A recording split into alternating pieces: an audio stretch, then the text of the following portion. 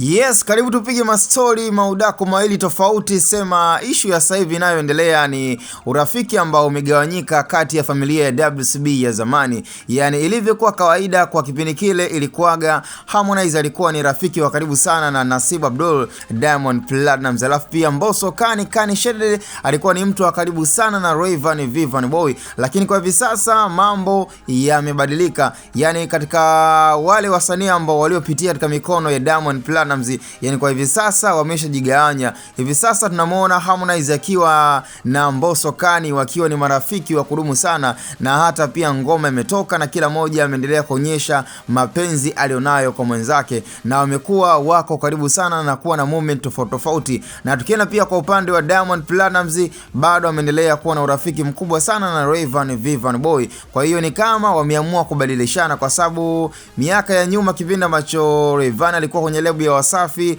Mbosso Kani pamoja pia na Harmonize, yani kulikuwa na urafiki mkubwa sana uliokuwa unaendelea kati ya Harmonize pamoja pia na Diamond Platnumz. Lakini kwa hivi sasa mambo yameenda ndivyo sivyo. Wa kwanza amegeuka kuwa wa mwisho na wa mwisho amegeuka kuwa wa kwanza. So kwa hivi sasa Harmonize na Mbosso Kani wamekuwa na featuring nzuri na wamekuwa na chemistry nzuri ya kuwa kama washikaji. Lakini pia kwa upande mwingine kwa Rayvanny Boy pamoja pia na Diamond Platnumz wakiwa na chemistry nyingine ambayo inaendelea kuwaonyesha na kuwafanya waendelee kuwa karibu sana. So kwenye upande wetu tunaendelea kuwapa supporters moja kati ya Gen Z na kundi kubwa ambalo linaendelea kusupporti mziki wa Bongo Flava. Kwa hiyo shout out sana kwa moja kati ya vitu ambavyo vinaendelea kuonekana katika mziki wa WCB, kwamba hivi sasa tukianza kwenye top 1 mpaka nafasi ya 5, yani kwa asilimia kubwa ni wasanii wa WCB ambao ndo wanafanya vizuri. Kwa hiyo Diamond anaendelea kupata maua yake na heshima yake katika mziki wa Bongo Flava hapa nchini Tanzania.